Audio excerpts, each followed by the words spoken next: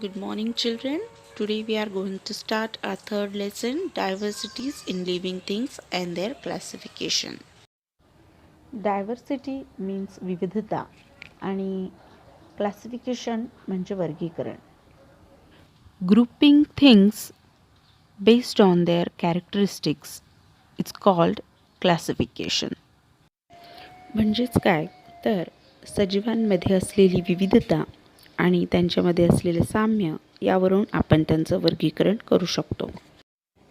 Children, there are 300,000 different kinds of plants on our earth. So how can we study so many plants? Of course, by classifying them. And how can we classify them? By sorting them into different groups as per their similarities and as per their differences. Children, there are two living things in our earth, plants and animals. So today we are going to start the diversity and the classification of plants. Various types of plants are found in many places around us. म्हणजे आपल्या सभोवताली आपल्याला अनेक आणि विविध प्रकारच्या वनस्पती झाडं दिसतात. Some plants like grass are short while others are tall and have a canopy. जसे की गवत हे छोटे असतात, पण काही झाडं अशी असतात जे उंच असतात आणि त्यांना खूप सारी पानं फुलं बहरलेली अशी ती असतात. Some plants grow underwater while some other float on water. काही वनस्पती ह्या पाण्याच्या खाली येतात तर काही वनस्पती ह्या पाण्याच्या वर तरंगताना आपल्याला दिसतात. We find some plants grow even in deserts. Deserts म्हणजे वाळवंट. Moreover, we find that there is lot of variety in the same type of plant. आणि अशा ह्या वनस्पतींमध्ये खूप सारी विविधता आपल्याला या वनस्पतींमध्ये बघायला मिळत असते. For example, there are different varieties of rice or wheat. वेगवेगळ्या प्रकारचा तांदूळ आपल्याला वेगवेगळ्या आपल्या देशातील प्रदेशांमध्ये बघायला मिळतो. गहू वेगवेगळा बघायला मिळतो. Different types of roses and mangoes of different flavours. आपण विविध रंगाची गुलाबाची फुलं आपल्याला बघायला मिळतात. त्याचप्रमाणे वेगवेगळ्या जातींचे आंबे आपल्याला बघायला मिळतात. Some plants grow even without stems, leaves or roots. काही झाडं, काही वनस्पती अशा पण आहेत ज्या विदाउट स्टेम म्हणजेच बुंधा, फांद्या किंवा पानं, मुळं ही नसलेली काही वनस्पती आपल्याला आपल्या निसर्गामध्ये आढळून येतात. These are very different from ordinary plants. आणि ह्या ज्या वनस्पती असतात त्या आपल्या इतर ज्या साध्या वनस्पती असतात त्यांच्यापेक्षा वेगळ्या असतात. Let us study this diversity among this plants. आणि ही अशीच विविधता, हे वेगळंपण आपल्याला या धड्यामध्ये शिकायचं आहे. Plants make their own food in sunlight. Such plants are called autotrophic plants. For example, the hibiscus, pomegranate, periwinkle etc.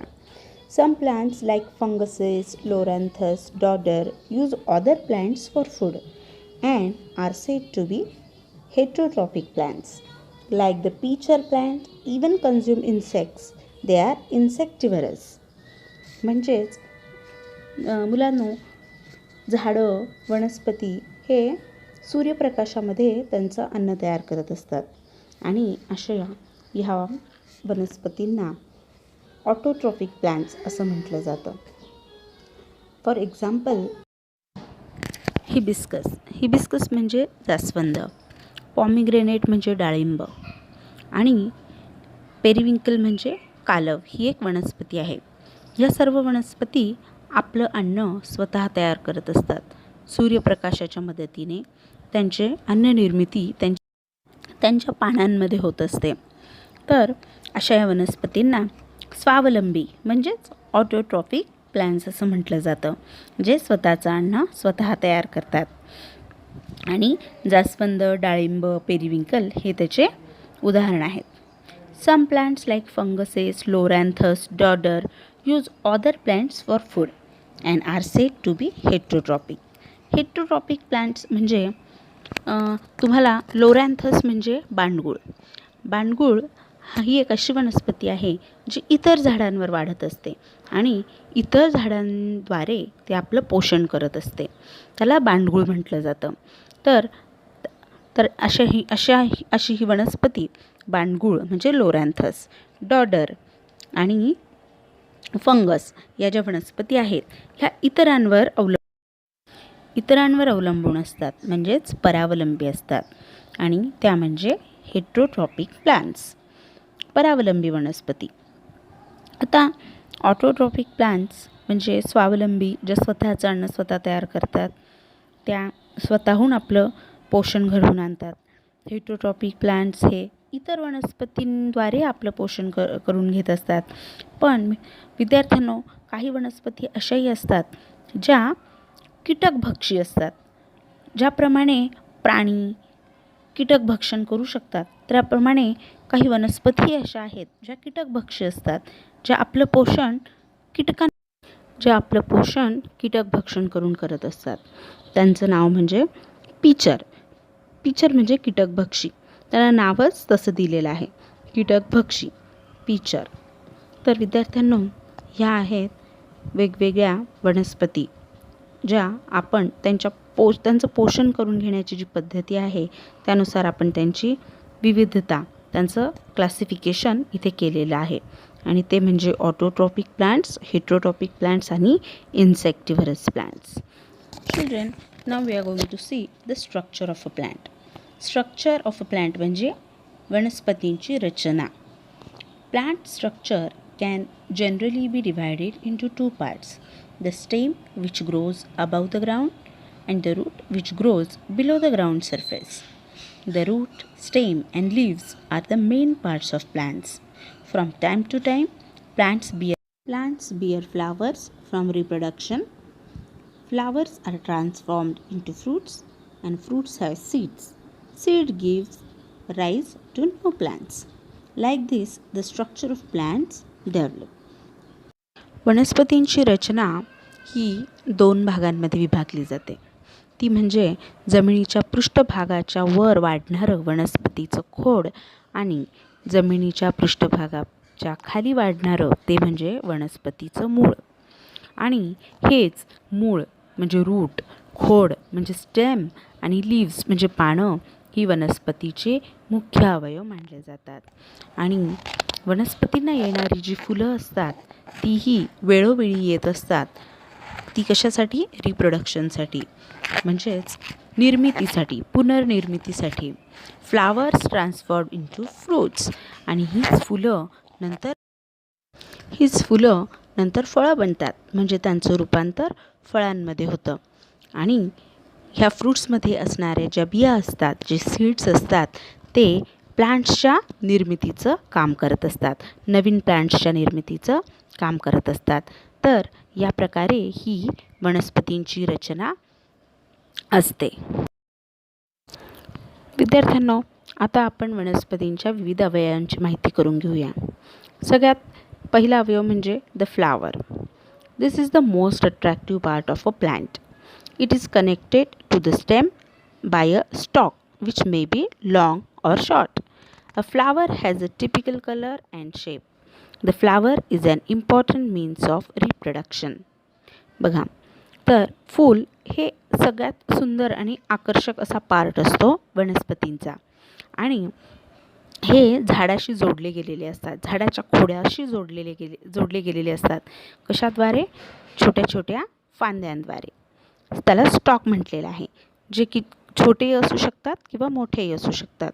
आणि फ्लावरला एक टिपिकल असा शेप आणि कलर असतो, जे की आपण विविध फुलांमध्ये बघत असतो की फुलांचे आकार हे सारखे असतात, रंग देखील सारखे असतात. पुढचा महत्त्वाचा अवयव म्हणजे द लीफ. द लीफ म्हणजे पान. The leaf is flat. It plays an important role in the production of food. Leaves are mainly of two types, simple and compound leaves. बघा मुलांनो, पानं हा छोटासा अवयव आहे वनस्पतीचा, पण ते अतिशय महत्त्वाचं काम वनस्पतींसाठी करत असतात. आणि ते म्हणजे त्यांच्या अन्ननिर्मितीचं, फूड प्रोडक्शनचं. पाण्यामध्ये असलेली हरितद्रव्य आणि सूर्यप्रकाशाच्या मदतीने पाण्यांमध्ये अन्ननिर्मिती होत असते आणि त्यामुळे वनस्पतीचं पोषण होत असतं. म्हणून पानं हा सुद्धा वनस्पतीचा एक अतिशय महत्त्वाचा अवयव आहे. त्यानंतर पुढील अवयव आहे द स्टेम. स्टेम म्हणजे झाडाचं खोड. The height, shape and size of a plant depends upon the stem. The stem carries out the function of production, conduction and storage of food. In some plants it has the function of reproduction. It gives support to other parts of the plant. विद्यार्थ्यांनो, वनस्पतीची उंची, वनस्पतीचा आकार, त्याचा घेर हे सर्व त्याच्या स्टेमवर म्हणजेच त्याच्या खोडावर अवलंबून असतं. जेवढं खोड उंच असेल तेवढं ते झाड मोठं असतं. जेवढं खोड जाड असेल तेवढा त्याचा घेर मोठा असतो. म्हणून आपण म्हणतो की हे झाड खूप मोठं आहे आणि हे कशावर अवलंबून असतं? त्याच्या खोडावर, त्याच्या स्टेमवर. हे खोड त्याच्या विविध अवयवांना म्हणजे फांद्या झाल्या, फळं, फुलं, मुळं ह्या सर्वांना आधार देण्याचं काम हे स्टेम करतं. पुढचा वनस्पतीचा अवयव आहे the fruit. Fruits have different shapes. Fruits contain one or more seeds. The pods of beans and peas are actually fruits. बघा, हे फ्रूट जे आहेत ते वेगवेगळ्या शेपचे असू शकतात, वेगवेगळ्या आकाराचे असतात. तर हे फ्रूट जे आहेत त्यांच्यामध्ये बियासुद्धा आपल्याला आढळून येत असतात. काही फळांमध्ये एकच बी असते तर काही फळांमध्ये अनेक बिया असतात. त्यानंतर आपण शेंगा ज्या बघतो, वाटाण्याची शेंग झाली किंवा गवारची शेंग झाली, चवळीची शेंग झाली, ह्या ॲक्च्युली काय असतात? ही फळंच असतात. त्या वनस्पतीला येणारी ही एक फळंच असतात आणि त्यामध्ये जे दाणे आपण बघतो त्या त्यांच्या बिया असतात आणि या बियांच्या मदतीने पुन्हा परत नवीन झाडांची निर्मिती होत असते. Roots hold the soil firmly and अँकर the plant. The main function of the root are to absorb and transport water and nutrients from the soil. The roots of the carrot and radish also store food. There are two types of roots, taproot and fibrous root. मित्रांनो, झाडाची मुळं जी असतात ती काय करत असतात? जी मातीच्या खाली असतात ती मातीला घट्ट धरून ठेवतात आणि मातीला घट्ट धरून ठेवण्याबरोबरच ते काय करत असतात? मातीमधून पाणी आणि न्यूट्रिएंट्स म्हणजे पोषक तत्व ही झाडाला पुरवण्याचं काम करत असतात आणि त्याचबरोबर ते काय करत असतात? झाडाला आधार देण्याचं काम करत असतात. कारण ते मातीला घट्ट पकडून असतात त्यामुळे झाड उभं राहू शकत असतं. तर अशी ही जी मुळं असतात ती अतिशय महत्त्वाचं कार्य वनस्पतींमध्ये करत असतात. आणि कॅरोट आणि रॅडिश म्हणजे गाजर आणि मुळा याची जी मुळं असतात ती सुद्धा आणि मुळा या वनस्पतींची मुळं तर अन्न स्टोअर करण्याची म्हणजे साठवण्याची क्रियासुद्धा करत असतात. There are two types of roots, taproot आणि फायब्रस रूट.